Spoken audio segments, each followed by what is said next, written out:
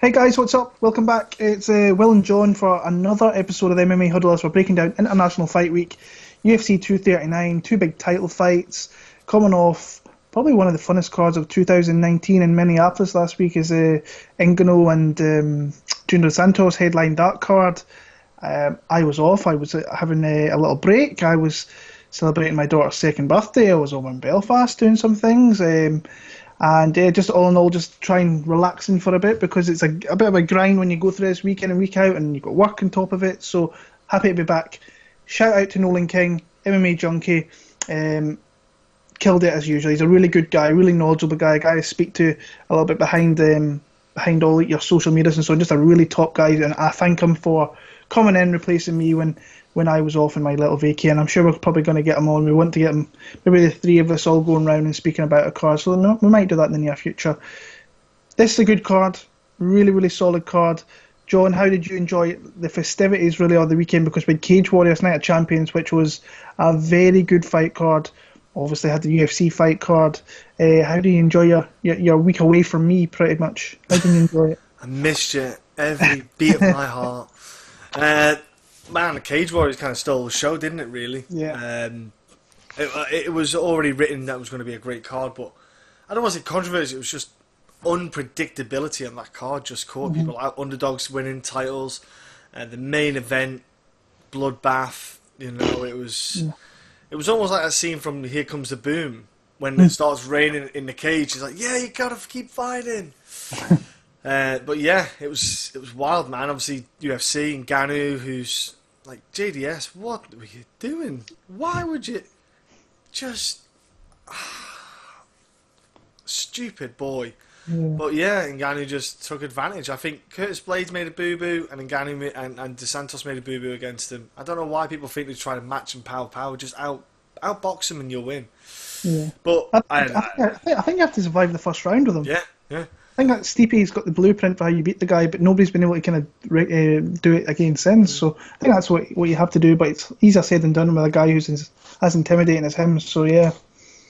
Yeah, I think DC probably shoot and get the takedown on him and then start to grind him out. But yeah, it is what it is. Yeah.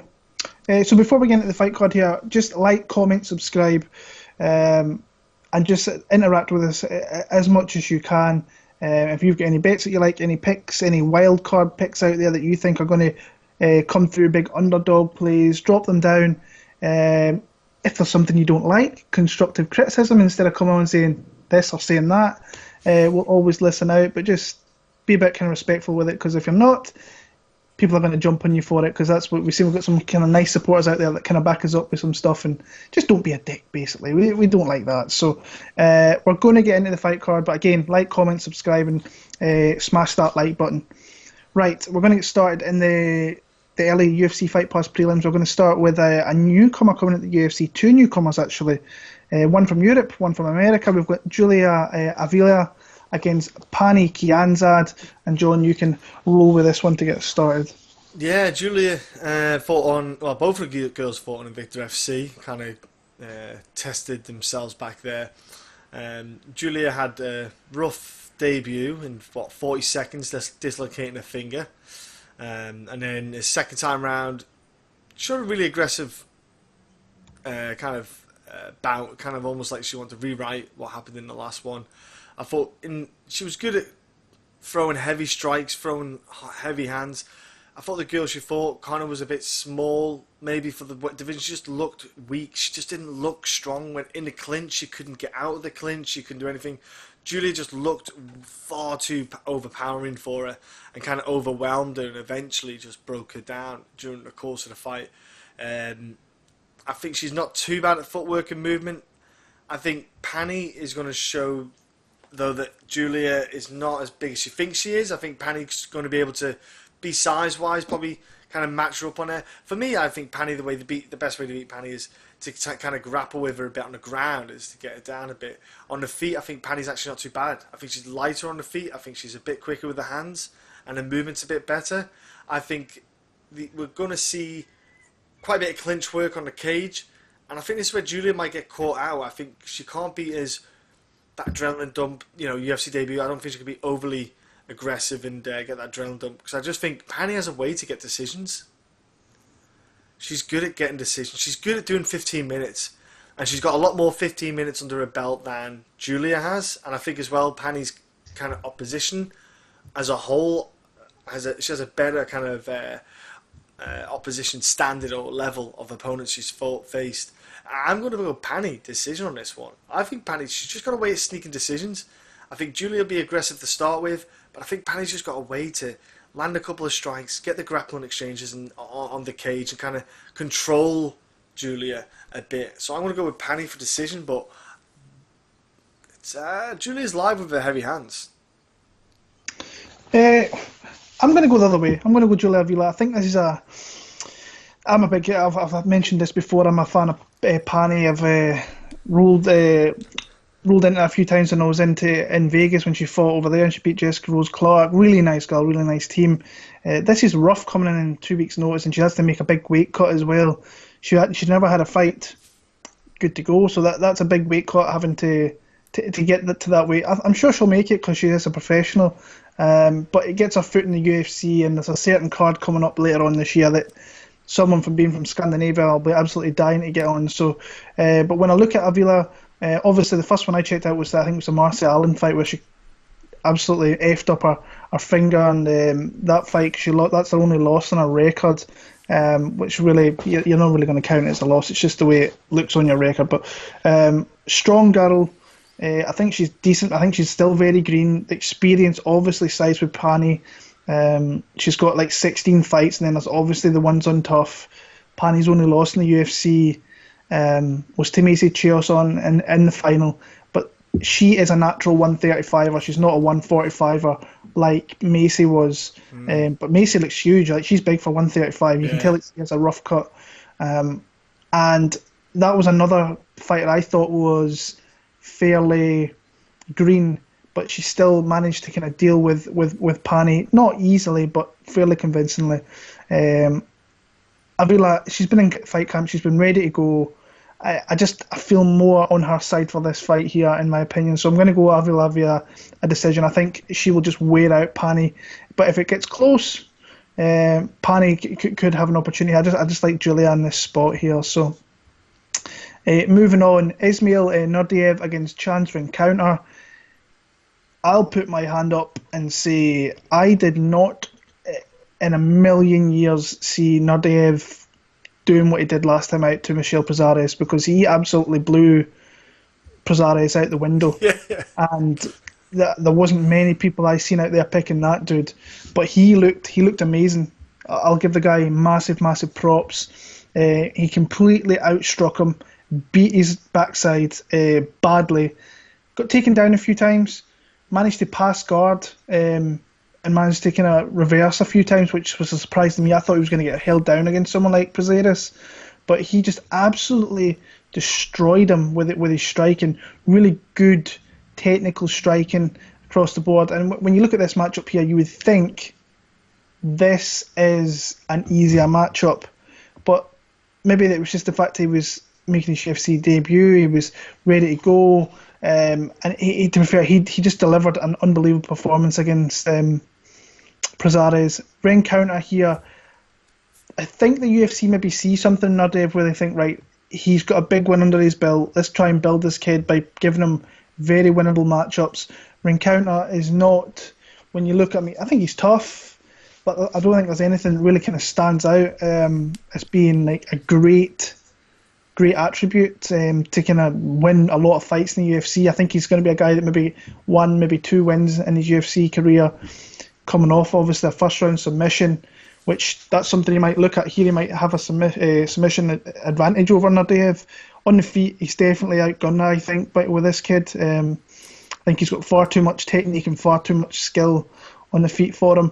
So I can probably think that Rencounter's game plan is to tie him up and try and find a way to put him to the ground and try and find a way to a dominant position, whether it be mount, the back mount, just to get the back or side control, whatever it may be.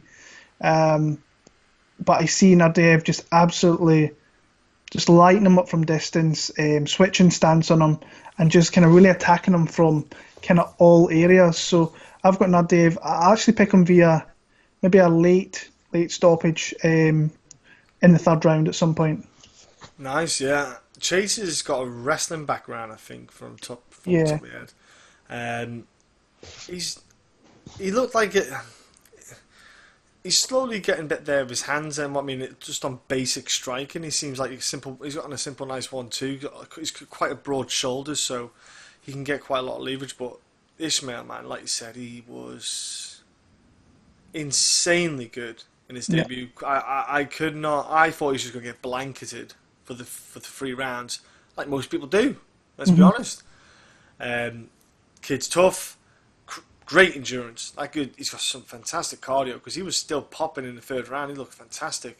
Good scrambles, combinations on the feet, way superior to Chance. I think this is a fight where Chance just wants to get hold of him and just try to either keep him against the cage for as long as possible or try to drag it to the mat as well. I don't see it going any other way for Chance to try and get this win. I'm going Ismail. I think Ismail could either negate the takedown, or if he does, he can maybe get like a sweep or reversal or something like that, because he seems very good to kind of taking opportunities that come his way on the ground with holes or gaps. But I'm going to go standing as well. I think the striking is just going to be just a bit much for Chance. I think the pace that Ismail could put on him. I'm going to go 2nd round stoppage for Ismail, man. I think he's could absolutely light him up like a Christmas tree.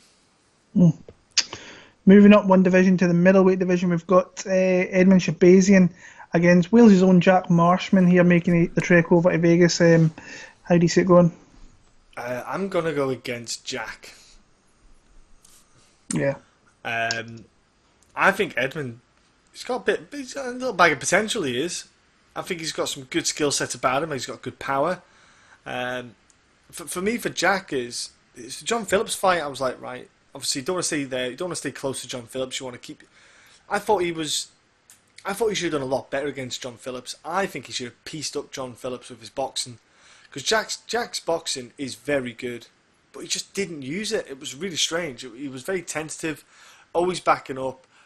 Got caught more times than he should have, and I thought it was a pretty dull fight, if I'm honest with you, for that Battle of Wales. I thought everyone was expecting it to be this kind of, well, John Phillips was hoping it would be like this kind of war to remember. It was a forgettable fight, I won't lie. But Edmen, for me, just seems that power, he can get you down to the ground.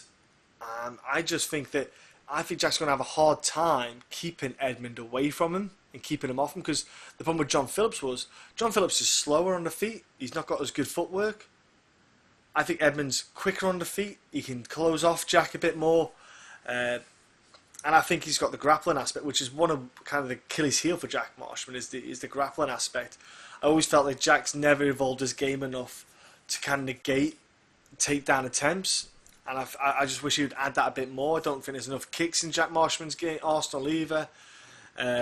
I think Edmund should win this. I think he possibly could stop Jack Marshman 2nd, 3rd round, maybe. Yeah, I think the UFC sees something in this kid. That's the reason they brought him in really, really early and gave him an opportunity. And to be fair, he's got 2 really good wins in the UFC for being 21 years old. He's young, yeah, he's a young guy, big frame. Every fight you're going to see big jumps in skill with him being in camp, being a certified UFC fighter. And the fight I was actually really impressed with was not the last one, even though it was a beautiful first round knockout with vicious elbows. It was the Darren Stewart one, because Stewart's a tough guy to face. He really wore him down with his takedowns, his grappling. Even though the 3rd round he really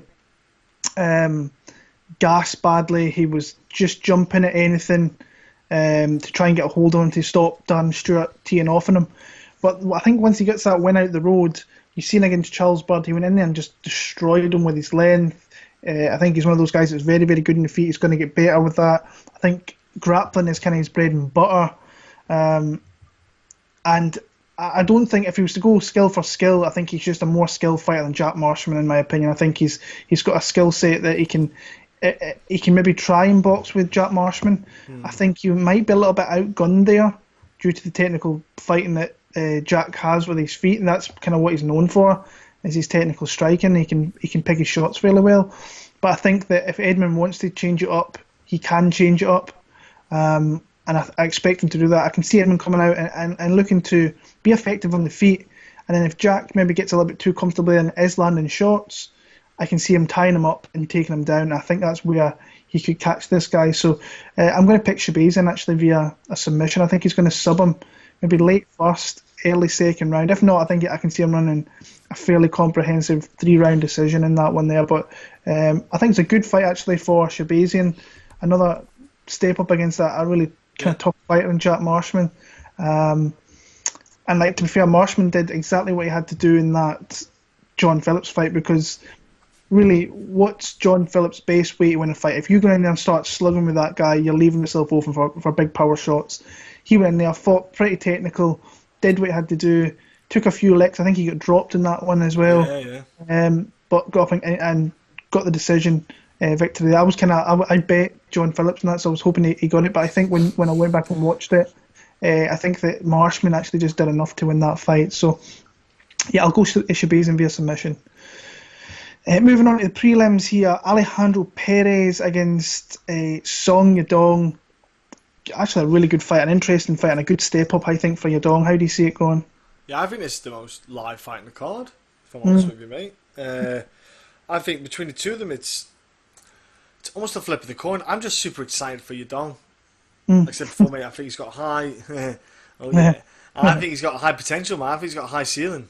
I think he can really be a good talent in this bantamweight division, man. He just every fight you see him, there's a combination of confidence and also his skill set growing. Being a team alpha male, obviously, he's just grown all the time from there. Because I know people say, "Oh, team alpha male, I haven't done that." Well, if you think about it, they did produce Cody, they did produce TJ. I know TJ went off elsewhere to do bits, but essentially they do produce just a string of killers. Perez, though, man, a tough dude with a great output, man. Perez has got a fantastic output. His fight against Eddie Wineland was good. Very good fight in that fight. I thought he was landing some great shots, but I think this one's just going to be a cracking fight. I think Yadong just seems the faster fighter. He just seems a lot quicker. So I'm going to go with Yadong on this one. And I think he can just land a bit more, be a bit quicker to the punch. But I think it's going to be a decision win. I wouldn't mind. I'm going to say 2-1 Yadong, because Perez is get well in with a shot, especially in that first round. The pair of them, I think, is going to light each other up. I think do not miss this on the fight card. The whole fight, do not miss this one. It's going to be like the kind of sleeper fight on the card. It probably will turn out to be an absolute banger for 3 rounds. So I'm going to go with Yadong decision, and I think it's going to be a hell of a fight to propel Yadong up the ranks. Yeah, I'm looking forward to seeing Yadong as well. I've absolutely loved what I've seen with him in his short UFC tenure in the last year and a half, however long it may be. Kid looks like he's got a lot of potential. And it looks like he's kind of found a good team at Alpha Male where he seems to be really putting it all together. Yeah. And I've just loved what I've seen of him. From obviously, I don't scrub out the first fight because it's a UFC win, but it was against a real kind of nobody who should never really been in the UFC in the first place. Sanchez is a tough guy, and he went in there and he kind of dealt with him very easily. Sanchez got very little off, and he got completely outstruck, got taken down, and then got absolutely whaled with elbows. He passed guard with ease. In fact, he sent Sanchez into retirement, and then he faced someone in Vince Morales there, that was a competitive fight. It was pretty close, kind of strike for strike. But the more vicious, hard-hitting, visibly better-looking strikes were definitely coming from Yadong, and he mixed in takedowns and passed a few times in that fight as well. The one thing that I'm not that I'm worried about it, because the guy kind of trains, obviously goes to Sacramento, so he comes over to America, he kind of acclimatizes himself, but he's, again, and I might mention this a few times here, he's going into Vegas, fight capital of the world, first time there, first time fighting in the UFC outside of China and Asia. So that's a big thing. That's a hard thing to adjust, where you've got someone like Perez who's I think he's 8-2 in the UFC. So you've got a guy who's 3-0 against an 8-2 guy, and he's a squirrely guy to face. He's really not easy, an easy fighter to face, and he's one of those guys that when fights and rounds are close, he seems to be the kind of master of getting those edges and winning fights through them. When he's not kind of finishing fights, which is not something that he does all that often. He beat Entwistle, I think he beat Lopez, he knocked him out in the second. His fights are always super close. Striking wise, him and Weiland were like tit for tat, very close there. Sukumtath, he made that a lot closer than he really had to be. But yeah, he fights very, very close fights. Even that fight with Cody Stamann, I think it was very close strike for strike, but the more visible, better shots were landing from Cody Stamann in that one there. I see him having maybe, I don't know whether he's got a big advantage on the feet. On the feet, I think it's very, very close. What I'm trying to say, he might have a little bit of advantage with on the feet, but with the all-around game, I think that Yadong is maybe just a little bit more well-versed and has, if he can maybe take it to different places in the fight and maybe tie Perez up. But Perez, I think, is going to fight close here. I've not seen, I know it's very early on the fight week, but I've not seen a lot of people really talking about this fight. And I'm waiting to see if people are super confident in Yadong, or maybe they see Perez as a kind of dog play. I'm kind of on the side of Yadong, but I think that Perez is actually a really good bet. Well, let me see what the betting line is actually for this one here. Where are we? I'd imagine they're both close. No, it's plus one. He's a plus 175 underdog. Is Yadong? It is Perez. Sorry, Yadong is a minus 210 favourite. Wow. I would line that a little bit closer personally myself. So I don't think that's a bad underdog bet, but when I look at the matchup, I think that Yadong maybe has more tools to win the fight in more areas. So that's kind of where I'm going to go with him in that fight there. So I'll go Song Yadong. Very, very close split decision, but like I say, when those fights are close, it kind of sometimes plays into favour of Alejandro Perez. So I'm going to go with Yadong in that one via a very, very close split. Strawweight division. Women's strawweight division. Claudia Gadelha against Randa Markos. This is one that I've kind of had my eye on a little bit because I'm seeing a lot of people super kind of confident in Randa Markos, and I'm like, I'm not sure I see that myself. I thought she looked definitely a lot better. Anytime you get a first round finish, you're obviously your eyes are going to be drawn to it, and it's going to be a massive step up. And she's saying that she's been speaking with I think it's a sports psychiatrist, and it's been kind of helping her mentally get through fights. But she doesn't really roll off too many UFC wins in a row, and I think outside of Carla Esparza, which she won, which I don't think she did win, this is her toughest fight today. But when you look at Claudia Gadelha, where is she in her career? Because she looks like she's definitely declined a little bit, and she's definitely taken a step back from what she was a few years ago, when she was definitely the number 2 girl behind kind of Joanna Jędrzejczyk, and she was for a little bit there. But since that loss to Joanna, she's went 3-2, wins over Kiesa, Kovacevic and Esparza. The Esparza one was very close. That could have easily went to the... Yeah. But the 2 fights that she's lost, obviously the Andrade one, she took a massive amount of damage in that one. Oh, she got mauled. Yeah, and even in the Ansarov fight, she took, I don't want to say she took a lot of damage, but she, like, Ansarov was kind of teeing off at will. She was really hitting a lot of leg kicks, and she was popping her head back with a really nice jab, angling off, hitting her off those angles, and she took a lot of damage in that one. She took a lot of strikes in that one. Ansarov was the right winner in that fight, definitely. But when I look skill for skill here, I think Marco's maybe best opportunity to try and grapple and take it to the ground, but I think that Gadelha's jiu-jitsu is just better. So I can't see her taking Gadelha down and blanketing her there. On the feet, I think it's fair. I think both girls are very, very hittable. So I can see both girls taking shots on there. I think it comes down to who maybe gets off first, who lands maybe the takedowns, who gets in the more dominant domineering positions. And for me, I do kind of think Randa Markos is a little live. I do, because I think that Gadelha has definitely made a step back a little bit. I don't want to say, well, I suppose a slight decline is what you could say. But I still think she can show us that she's got a little bit more, and she can maybe move herself back up into a position to maybe fight for a title one day. I'm going to go Gadelha. Like I said, I do think Randa is a little bit live, especially if it goes on late, because I think she has a better gas tank than what Gadelha has. But I'm going to go Gadelha. I'm actually going to pick her via submission. I think this is going to go to the ground, and she's maybe going to somehow find a submission and get a rear naked choke or something. So I'll go Gadelha via sub. It's an interesting fight, because say Randa Markos, she's never going to be top 5. She's never elite. She drops too many fights. She doesn't win enough. She's just obviously kind of middle ground, kind of strawweight. But Claudia, gosh, she's done like the Karolina Kovacevic kind of drop. She went right off the boil. No idea why. No idea what.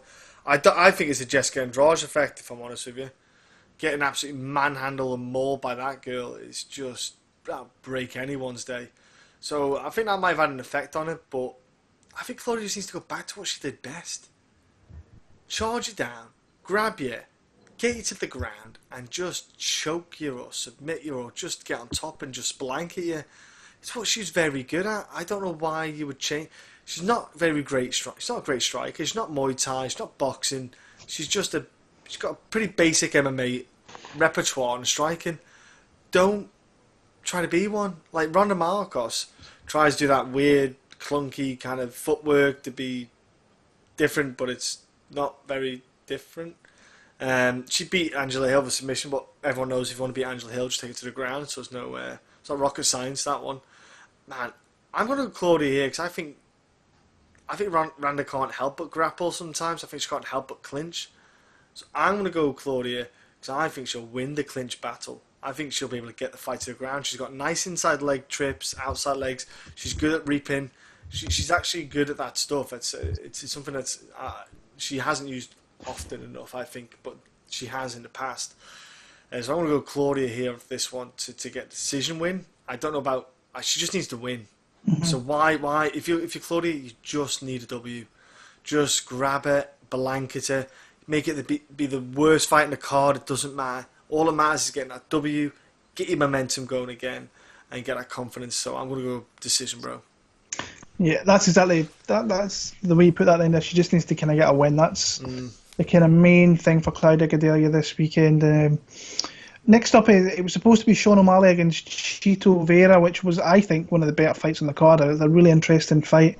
And I hear that Chito's got an opponent. I'm just kind of waiting to see if I'm going to get told in the next few minutes who that's from. And then we can maybe say what it is. But I think it's a newcomer by all cards. So I'm just kind of waiting to see. I'm actually messaging someone right now to see if he's going to tell me or not. I don't think he is, so I'm not going to wait around. If it comes on here, then I will pop it in here. But like I say, we're not going to predict anything because we don't know who he's fighting, and we haven't looked into the guy at all. So we're going to move on to the main fight of the prelims here, and it's El Nino who makes his return against Arnold Allen. England's own Arnold Allen's got a really big fight against a named guy here. And it's like I say, it's a big fight for Arnold. This is a really big fight, and it's a big fight for Melendez because we've not seen him in a bit. And he's got to get, like you said before, he's got to get a win here. So you can break it off with that. Yeah, that 18 months or so since we've seen Gilbert Melendez. 37 years old now in the featherweight division. So that's telling, considering he used to be the lightweight. So the fact that he's gone down and stayed down in the latter stages it's a very interesting fight. Yeah, he needs to win big time, Gilbert, because it just didn't work out for him. It's a shame because his peak, people don't maybe appreciate Gilbert Melendez. Peak Gilbert in Strike Force, man, he was a bad motherfucker. That's the best way to describe Gilbert Melendez. Like, oh man, he had some fantastic fights back in Strike Force. get on UFC Fight Pass, tune into that, and just check out some of the fucking awesome fights. He fought Jorge Masvidal and beat Jorge Masvidal as well back in the day. So, the dude was a bad man, but let's say he hasn't won. Say he beat Diego Sanchez decision. Fair enough, but that was his last win, by the way. Yeah, that was the last win exactly back in 2013. That's crazy. That's but everyone else who he's fought is top level. Like Diego's not the elite. It's not a gripe on Diego. He's not an elite guy, but everyone else he fights he always falls short. But man, that Jeremy Stephens fight and Edson Barboza fight, it was like, right, so how do you beat him? Well, pretty obvious. And if you're Arnold Allen and your coach is Faraz Sahabi, I'd be pretty surprised if Faraz said, we're not going to do leg kicks. Arnold, southpaw, wicked boxing. Very good. But he can kick as well, man. I'll be amazed if Arnold doesn't use leg kicks in this fight. It's the simplest game plan. You throw a 1-2, whip in a leg kick, and just hit those calf kicks all day long. That will hit. That'll affect Gilbert Melendez. Gilbert Melendez likes to come forward, be aggressive with his striking. I think Arnold's got really good footwork. He's got good movement. It's a big step up for Arnold. This should have happened in UFC London at the start of the year. Oh no, it wasn't. No, it wasn't. I'm lying. It was before then, wasn't it? It was last year. It was meant to happen. Gosh, like October, November. Jeez, that's mental when you think about it. And now it's finally happened. I think it's a bad thing for Gilbert fighting Arnold now than back then. I think Arnold's had an extra year, well, not extra year, but 8 months to grow and develop and be a better fighter. Whereas Gilbert in the background, unless he's been practicing leg kick checks, which he won't, he's so heavy on that front foot. I just think Arnold's going to be smart and leg kick him all day long. It'd be silly if he didn't. I think he'll use good boxing, good footwork, circle away, and I think Gilbert's going to be chasing Arnold a lot, but not getting as much as he wants off. I'm personally going to pick Arnold in this fight. I think a decision win, just be smart, tactical, get in and get out. Yeah, everybody over this side of the water wants Arnold. If you know Arnold Allen and you've met Arnold Allen, you want this kid to win this fight. Yeah. Put it that way. Really, really, really top lad. He really is a good egg. And like I say, this is a massive step up from. I mean, you're going from Mads Burnell. No disrespect to that guy because he's just won himself a world title in Cage Warriors. But when you go from your Mezas to Amir Khani to a Jordan Rinaldi to Gilbert Melendez, who really is in that old school of it's weird. We're kind of in a new phase now, and all those old guys are kind of phasing out. You don't see too many of them kicking around. Like Diego Sanchez is still here. You've got Melendez, but the rest of them, your Shields, your Nick Diaz, Josh Thompson, yeah, they're all kind of fading out. Masvidal's still around. He's still going to be around for a little bit yet, but he is a really good fighter, Melendez, but it's hard to know where the guy is in his kind of career right now. We've not really seen him all that much in the UFC. He's got one win in 7 years? Yeah. 2 wins in 7 years, and that he's only had one win in the UFC. But when you look at his caliber opponents in the UFC at the time, I mean, 2013, Benson Henderson was the man. He was the champion. Yeah. Pettis Decision king. Yeah. Pettis held a UFC belt. Eddie Alvarez held a UFC. Barboza's a top 5 guy. Stephens, I think, cusp top 10 guy. But Jeremy Stephens absolutely wrecked him that fight. And I'm kind of glad that he's taken a year, nearly coming on 2 years, 18 months or so, because he took a lot of damage in that fight. And I'm kind of wary of the fact that why he's coming back. Does he really need to come back and be fighting? This is where when you look at his opponents he's faced before, now they're giving him kind of these new generational fighters. Does he need to be facing someone like Arnold Allen? And I'm kind of surprised that he took this fight with an Arnold Allen, but maybe he wants to take that step down and maybe find out what these new kids are kind of like. I was thinking here, right, how does he beat Arnold? Sometimes I think Arnie gets a little bit too, I don't want to say lackadaisical in fights. I think sometimes like the fight I was really impressed with was the Amir Khani fight. I think Amir Khani kind of pressured him a little bit, and he had to really think on his feet. And Amir Khani's going to get takedowns on you. He got takedowns also. He passed the guard great in that fight. Won a really close, tough fight. Beat Burnell. He was losing that fight. Let's be honest. He was in his weight, probably a 30-27 decision. Loss in that one there. Comes out with one of those chokes, and he's really dangerous with those chokes as well. So you have to mind your P's and Q's. He caught Alan Omer in his UFC debut with that. He caught Burnell with it, and Burnell's a really tough guy. He's one of those guys who he catches people in those kind of chokes. He did it the weekend there. Really good performance against Ronaldo, just like a professional performance. Got the job done. Really should have probably got the guy out of there, but again, a good 15 minutes, and then he's got himself a call up against Melendez here. I'm going to pick Gilbert Melendez. I'm going to take a shot on Gil, and I know it really is kind of covering my kind of eyes and throwing a dart here. It kind of seems that way, but then, like I was saying before, first time fighting in Vegas, big week that he's probably going to be at the all the interviews beforehand on the Wednesday. That's a big thing. It's the main fight of the prelims. So that's a big spot. He's in a massive spot here, and that might maybe get to him a little bit. You would hope with the team that he's got around him and the experience that they've got, that'll kind of rub off on someone like Arnold. And kind of think about it, it might not maybe affect Arnold as much, because Arnold's kind of one of those guys that might just kind of go over his head, and he doesn't really care about stuff like that. So when you look at the matchup, like, how does he beat Arnold Allen? I think if he can get takedowns, that could be something that could potentially maybe win on close rounds. On the feet, I still think Melendez is not a leg kicker. He's a combination striker. He doesn't really... He's one of those Cesar Gracie guys that's completely open to leg kicks. Jake Shields was one of them. The Diaz brothers were another load. And Melendez, they've never been great with checking leg kicks. So, like you said, Arnold probably has to come out and use that.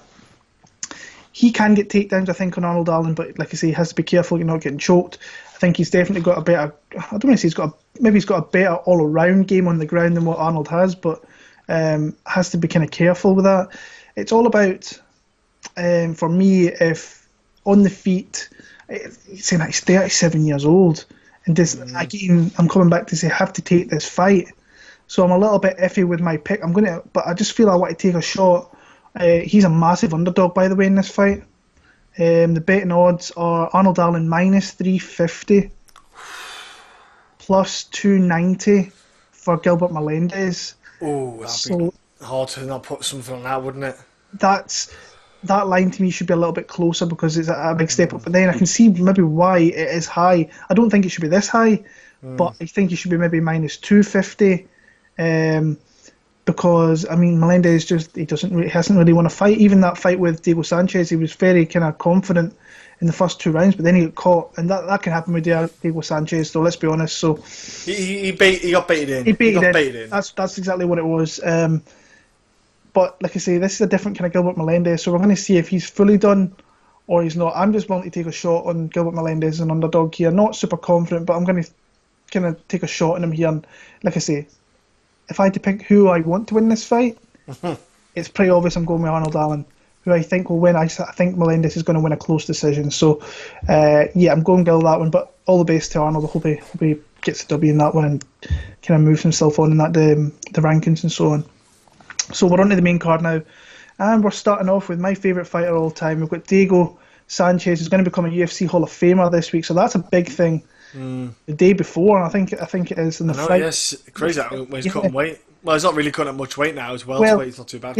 Well, I think that they're doing this show late at night, so I think he's already weighed in. So whether he comes on and accepts the award, which would be probably wouldn't surprise me with someone like Diego doing something like that. Yeah.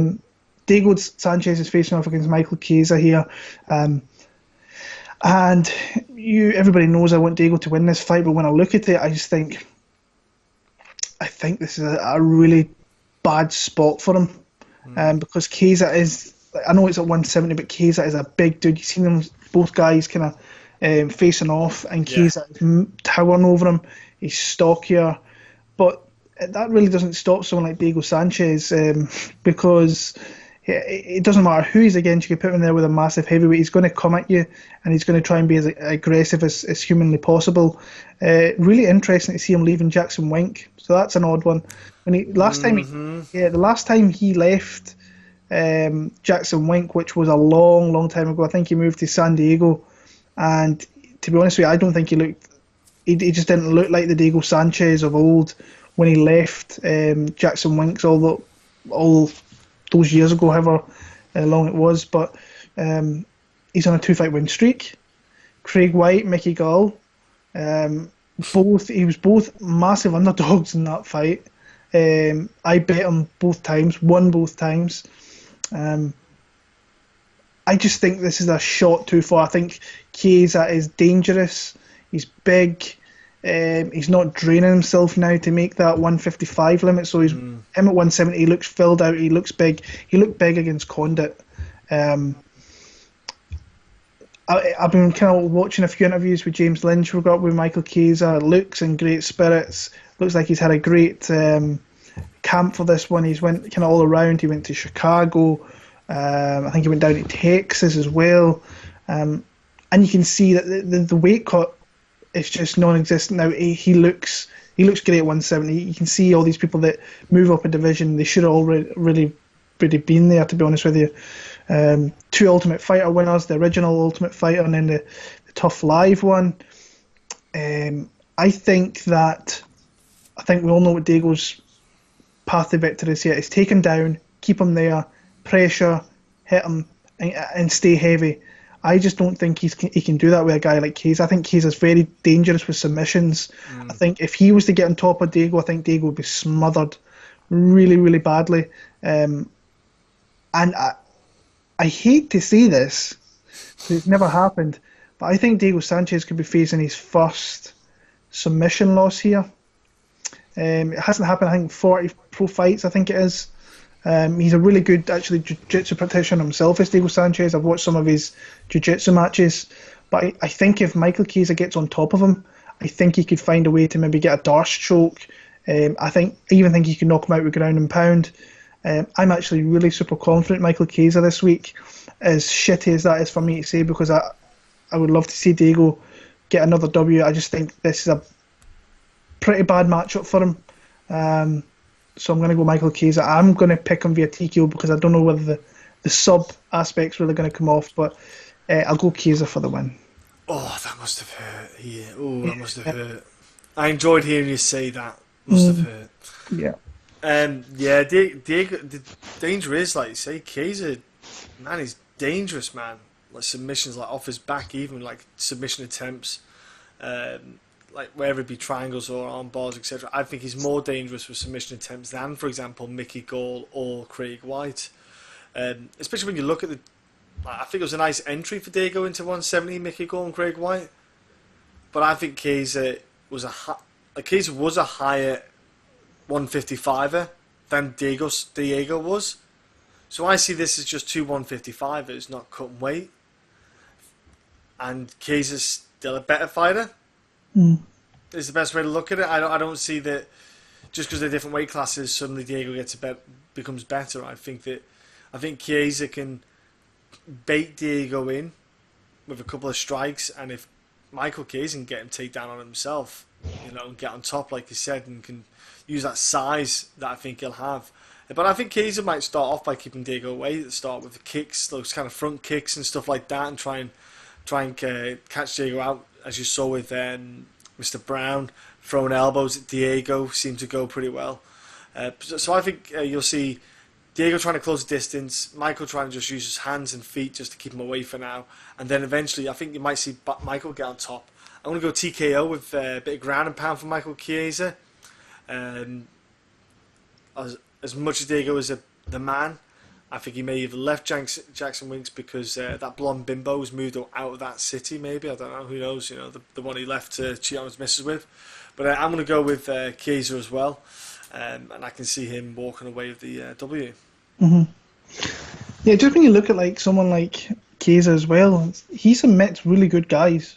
Yeah. Dariush and Miller, good black belts. Great guys, yeah. Yeah, so that's a feather in his cap doing stuff like that. So, like I said, I just think it's a rough matchup for Diego Sanchez. And looking at the odds here, it's kind of rightly enough. Michael Chiesa is a big favourite at -320 over Sanchez, who's +260. Diego Sanchez, when he's got the right matchup at plus money, is a great bet, but I just don't think it's a great spot for him here. So, yeah. So we're moving on. We've got a newcomer to the 205-pound light heavyweight division, and we've got a stalwart of the division in Jan Blachowicz.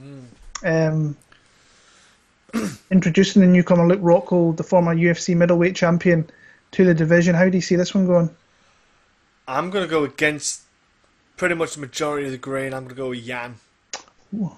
I know. And I'll give you a reason. And I already changed my mind. I think it was either yesterday or the day before. Luke Rockhold already talking about title fight with John Jones and thinks he put himself out. Like, he does this, he looks ahead of what's in front of him. And it really irks me that. Because he's so that's might be his way of playing mind games over Jan. But I just think it's him. I think it bugs me. Luke Rockhold irks me because he's so goddamn talented. So goddamn talented. He's got all the attributes you need to be an absolute killer.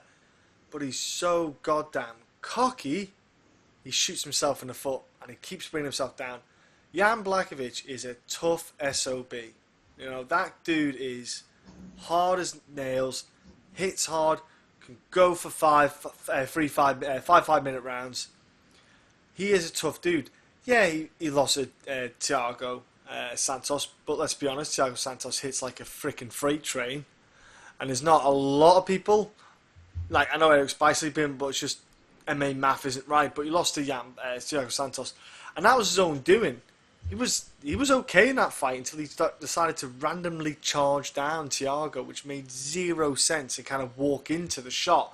But prior to that, Jan was killing it. You know, the Devon Clark, Jared, who else was there? Jimmy as well. He got that kind of decision over Jimmy. And Krylov, you know, he was on a roll. And then he just slipped up. I think I don't know why he did it. I don't know what he was doing.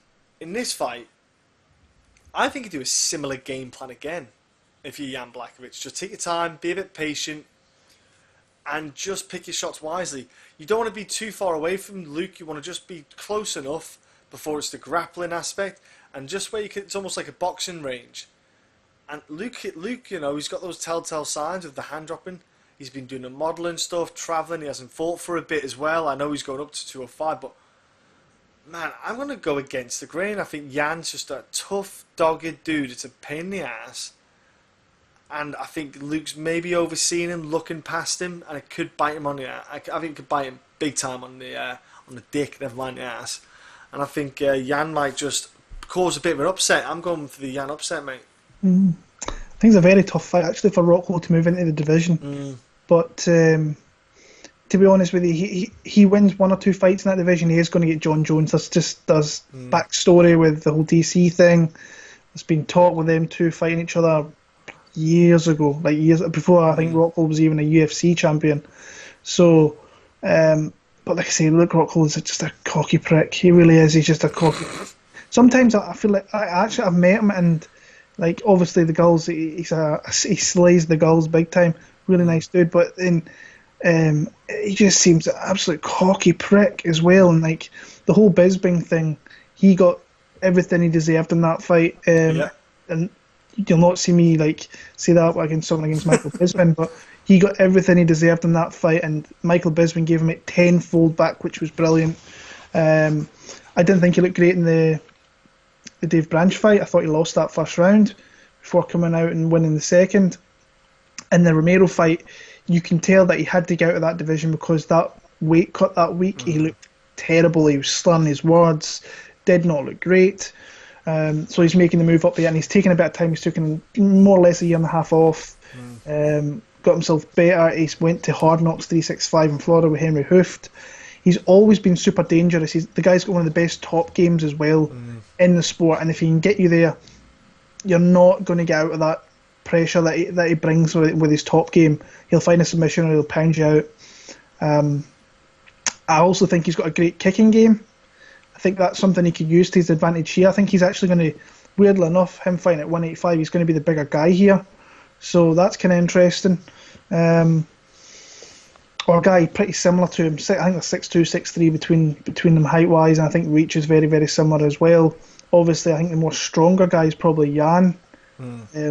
But I think that Rockhold's got really... like I say, the one worry is obviously his chin, because he's been knocked out cold twice badly. And that's something we can't really say for Jan Blachowicz, except for the last fight, where he got caught, and that happens against Thiago Santos, who's one of the biggest knockout artists the UFC's ever seen. The stats and the facts say that. So I see it being kind of a boring fight, though. I see a fight that not much, the trigger's not really going to get pulled all that much. I can actually see it being very boring over 15 minutes, and I've got Luke Rockhold taking a decision in that. But I've loved the improvements of Jan Blachowicz over the last, I want to say 2 years maybe, probably since the Gustafsson fight. I think he has definitely evolved himself into a far better fighter than I ever thought it possible in the UFC. But I am going to go with Luke Rockhold to win a kind of lackluster decision here. But yeah, I think if he finds the right shot, he could definitely maybe put Luke Rockhold out. But like I say, I feel more confident picking Luke Rockhold in that spot there. Moving on, welterweight division. Jorge Game Bread Masvidal coming off 2 wins in one night. Back in London in February or March, whenever it was, face off against Ben Askren in a fun encounter with a lot of kind of back and forth between these two here. So I'm going to come out straight away and say I really like Ben Askren in this spot. And I'm seeing a lot of love for Jorge Masvidal in this spot. And I can see why they like Masvidal in this spot. But there's some big things to me that stand out. And I just don't think it's a good bet at all, in my opinion. If this was 5 rounds, I think I'd maybe be of a different mindset. Because I can see maybe Ben Askren holding on to him for 3 rounds, maybe start to tire. Maybe Masvidal would start to maybe... get some shots off, maybe hurt Askren, and we've seen that if you can hit Ben Askren and hit him really, really hard, that you can put him in up shit creek without a paddle, pretty much. But again, when he did that, he still managed to find a way to win the fight, which was crazy to me because he was bloodied up, he was beat up by Lawler, and he still found a way to win that fight, which was, no matter how the fight ended, he's still got a W beside him, and he's still got a win over Robbie Lawler. When you talk about Masvidal, I think my favourite thing of the whole entire year is him actually knocking out Darren Till with an absolute sickening KO, one of the biggest knockouts of the year by far, devastating. And then putting the 3-piece in the soda on Leon Edwards while he's doing an interview, pretty much. And Masvidal, like I say, he's one of the most solid all-around competitors we've got, I think, in the sport. His backstory's brilliant, the way he fights is brilliant, but a couple of things here. Damian Maia fight, I know that Damian Maia's a specialist. We've seen that the weekend there. He landed one significant strike on Tony Martin, still won 29-28. Crazy. One strike. But he's the type of guy that can do that. But Ben Askren is also the type of guy that can literally hold on to you for 15 minutes and frustrate the absolute life out of you. He's a specialist, as was Damian Maia. Jorge Masvidal is also a very, very slow starter. You cannot be a slow starter against Ben Askren in a 15-minute fight. You cannot give him the first round, because then you're going to have to start chasing it. You're going to have to start getting aggressive, which if you get too aggressive and Ben Askren gets a hold of something, he's going to get a hold of you. He's going to keep you down. And when Masvidal fights, close fights, when it goes to the judges, he normally kind of loses the split decision fights as well. So it's a clear path to victory for Masvidal. Knock him out early. I just think Ben Askren's going to be able to take the shots that Masvidal's throwing, manage to get a hold of something, and win vast majority of these rounds, 3.5 minutes of this round, just by holding on, getting position, hitting him with ground and pound, and winning the decision, and frustrating the life out of Masvidal. So pretty clear Masvidal has to knock him out. Like I say, I've seen a lot of people rating Masvidal and seeing him as a big underdog play this week. I am not on that. I think that Askren is a specialist that I think this could be a 30-27, actually 30-26 for Ben Askren, in my opinion. So I'm going to go Funky Ben for your decision. I like both of them because they're both different characters, but Yeah. and Jorge, you know, I want him to win because I'd like to see him in Edwards fight. But then again, if he loses and RDA wins, you can still do Masvidal and Edwards. So I don't mind if he wins or loses. Just means we need Rocky to win or lose the next one. Because I still want to see Masvidal and Edwards, and I think that's an opportunity missed with them two still for this fight. Maybe not just necessarily this fight card. Yeah, I think Askren. Like, I'm with you, Will. Because I found this a hard one to pick. Because I was like, well, is Jorge changed? Has he, reinvented? And I'm going, well, if you look at who he's fought the guys that suit his style, a striker. But Darren Till's a striker. Darren Till's not a wrestler. But like you said, Damian Maia and stuff like that. Jorge, good strikes, very good boxing. But Ben Askren just does it. He just wins. He did it in Bellator. He did it in ONE FC. He just wins. He's just an annoyingly smart fighter. Now, I love his grappling aspect, but he's like a Khabib. Where Khabib would just win. He would just grab you, maul you, and you couldn't get him off you. Ben Askren is a welterweight version of Khabib, except that I think Khabib's a little bit more nastier with the ground and pound. I think Askren he's just very smooth at his transitions and just tiring you out and making you carry his weight. He's very good at making you carry his weight. So I just think Askren can just wear Masvidal down to an extent where he just doesn't wear him down, but he just frustrates him, limits him. I think Masvidal will land, because he will get a couple of shots in, but I just think Askren will just push through it and get to where it needs to be. So I'm with you, bro, on that one. I think it'll be a frustrating night for Jorge. And I think Ben Askren would do the same to Leon Edwards. So as much as Leon Edwards would kick off and say do whatever, but I think Ben would do the same to him. And there's levels to grappling, and Ben he's one of the elite ones again. So yeah, Ben Askren decision as well, bro. Well, moving on to the first of two title fights here, we've got the GOAT of women's MMA. I think there's no doubt about it when you say that. Amanda Nunes defends a UFC bantamweight championship against the former UFC bantamweight champion, women's bantamweight champion, and Holly Holm. How do you see this one going down? Well, for me, I'm going to straight off say Amanda Nunes. Holly Holm, can she be the upset queen again? Can she, rock the boat, let's say, and get the belt back? She could get it back. She's a very talented fighter. Holly Holm can definitely go 5 minutes. Great conditioning. She's got good boxing, good kickboxing as well, and yeah, she's really good. But let's not forget, Amanda Nunes hits like a freight train. Holly Holm in boxing career has took some knocks and took some licks and been stopped in boxing. I can actually see this potentially going to the mat. Amanda Nunes let's not forget, she's a black belt. She's a ninja on the ground. Holly Holm, her probably biggest weakness is the ground. It is the ground game. Now, Holly is strong as an ox. That girl is ripped and shredded and got a butt like 2 eggs in a hanky, because she always wears those hot pants. Not that I notice all the time, but god damn it. But yeah, I think Amanda Nunes, she just seems to keep getting better. Her accuracy is insane. She's ferocious. She's quick. I just think she has to hit. Holly a couple of times, and I think Holly's world starts to go a bit. I think it'll break Holly's will. And then I think if I'm Amanda, I could probably get Holly to the ground, lay ground and pound, and finish the fight with ground and pound, if not get a submission. So I'm going to go with Amanda Nunes, kind of third, fourth round, mate. I think Holly's got good footwork. She does do the good shots and angles, but she's not. When she punches, she's not punching to knock you out, Holly. She's just punching in numbers. She's a numbers girl. She kicks hard, but I think Amanda can negate the kicks with the blocks and just come back with power shots.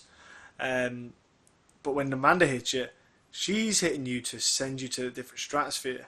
So that's why I think Amanda Nunes can really rock the boat here for Holly, because I just think it's gonna blow her off. I'm gonna blow her off the roof. Let's say I think Holly's in for a rude awakening with the power that Nunes possesses. Yeah, I can see where you're coming from with that one there. I myself have got Amanda Nunes as well. I think I don't see her actually knocking Holly Holm out. I think Holly Holm's going to fight a really safe game plan here. I think she's going to try and outbox her or out strike her from the outside. But I just don't know whether she's going to get enough offense out to really kind of be effective over 5 rounds, pretty much. So for me, I'm going to pick Amanda Nunes. Holly Holm's going to fight at distance, like I said. But when she comes into Amanda, I think Amanda's going to hit her with some power strikes where it's kind of going to scare her off a little bit. She's just going to be on her feet the whole entire time. And I'm just not sure that's going to really pay dividends over 25 minutes. I really don't. Could she maybe catch her with a high kick or something like that? Maybe. She's got some really good high kicks. But I think I don't know. It's just a struggle to see her doing enough. Like, if she doesn't knock it out, she's not going to outpoint her, I don't think. And then obviously there's a ground game there, which Amanda will have an advantage with. This is a big fight for Amanda. Every fight for her is a big one because she's cementing herself as the greatest of all time. She already is, but if she beats another champion and really beats the kind of more dominant champions, Rousey, Cyborg, Tate, Holm, that's your Mount Rushmore really of the women's champions in the UFC. Yeah. So I just struggle to see it. I really do. Like I say, if she comes out there and outlasts her, outstrikes her and wins this fight, I'll be very surprised. So I'm going to go Amanda Nunes via pretty boring, actually, 25-minute decision. I think she's going to be frustrated, but I do think she's going to land the bigger shots. But I just think Holly's going to be on the run the whole entire fight. But we have seen her fight like hurt before. I remember the Randa fight; she got hurt a few times, and I think that Amanda Nunes is probably the biggest power hit we've got in the sport. So in the women's side, so I'll go Amanda Nunes via decision there. And in the main event of the night, we've got John Jones defending his UFC light heavyweight championship against Maheta, Thiago Santos. And for me here, it's really simple. I think that Thiago Santos has to come out here and get him out in the first 3 to 5 minutes. I think, 3 minutes especially, I think if he doesn't come out here and is not aggressive, John Jones is just going to read him and start picking him apart. That's what he does. He doesn't seem... back in the past, he was. I think he was a lot more aggressive, but now I think he's a lot more cerebral in his approach, where he just picks at fighters, and then when he gets the opportunity, he will finish them. But in my opinion, Santos has to come out berserker mode here, go straight for him, and just throw power shots, and hopefully something lands. Because I think the longer this fight goes on, John Jones is actually going to start toying with him. And that's kind of how I see this fight here. If it goes into can you really see Thiago? I know, in saying that, Thiago's got the power to maybe 2 and 3 to maybe catch him with a big shot. If it goes past 3, then I struggle to see him really hurting John Jones. But John Jones is just so smart, with such a high fight IQ, that really he outguns Thiago Santos in every possible way except for power striking. That's facts, pretty much. So in my opinion, Thiago Santos has to come out fast, has to come out big, powerful shots in the first 3-5 minutes of the fight.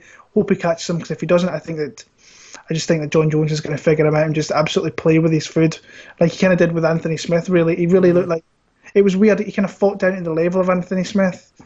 Wasn't a great fight from John Jones. I think he'll get a finish here. I've got a funny feeling that once he figures out that Santos really hasn't got anything for him, he's going to really start picking him apart with shots, clinching up with him, get him to the ground. I think he's going to submit him. So I'm going to submit him. I'm going to pick John Jones in the middle part of this fight, maybe round 2, round 3, maybe round 4 submission, in that area there. So I've got Jones to defend his title once again. Yeah, it is all about those first few minutes, isn't it? Because Thiago is quick, powerful, hits like a freight train. John Jones I think he might fight similar to the way he fought against Glover, because Glover was the power man. You know, he was the killer, power hands, hit punch like bricks, and John Jones was like, okay, well, I'm going to grab you, I'm going to put you against that cage, and I'm going to just grind you down. I'm going to work you. I'm going to gas those arms in. I'm going to make you carry my weight. I'm going to work on you for a bit. And I think that's what he's going to do. I think Thiago's going to come at him. I'm 100% with you. That I think I think Thiago's going to come at him, and I think Jones just be smart. He's going to step back a bit, then clinch him, get him against that cage, and he's just going to grind Thiago down for the first round, maybe or two, and just going to wear Thiago down. He'll take away his explosiveness. He'll throw the knees. I think you'll see a lot of those oblique kicks as well that John Jones likes to do, especially to Thiago. Really hit that thigh, kind of stomp the momentum for Thiago coming forward, and also put the rhythm of Thiago, because it will stop Thiago being able to kick, hitting that leg like that. It will put him off. And I think we'll definitely see a lot of those oblique kicks. But I think John Jones finishes on the ground as well. I think John Jones can get Thiago down, and John Jones is nasty on top. Like I don't want to obviously compare him to Luke Rockhold, but because we don't see John Jones on top enough, because he doesn't need to be. But I think if John Jones wanted to be, he could be like a Luke Rockhold on top, just smashing your cranium into the ground, really heavy on top. John Jones would be a bigger man, stronger man, because I think, like DC said, DC didn't think John Jones was that strong. He's like that skinny strongness. He looks like he's got his gangly arms, but he's just super strong. A lot of leverage is one of the things. So I'm going to go second, third round, John Jones. I think he can get a finish here, get Thiago down, just obliterate him with his... But it's just that first 5 minutes, man. It's going to be... My book hole is going to be clenched tights. Watching those first 5 minutes, it's going to be insane. But I think John Jones should win the fight as well, bro. Yeah. So that's our picks for UFC 239 done and dusted. I've no bets so far. I'm not really looked into the kind of betting side. Just looking at the odds right now, actually. A lot of high favourites.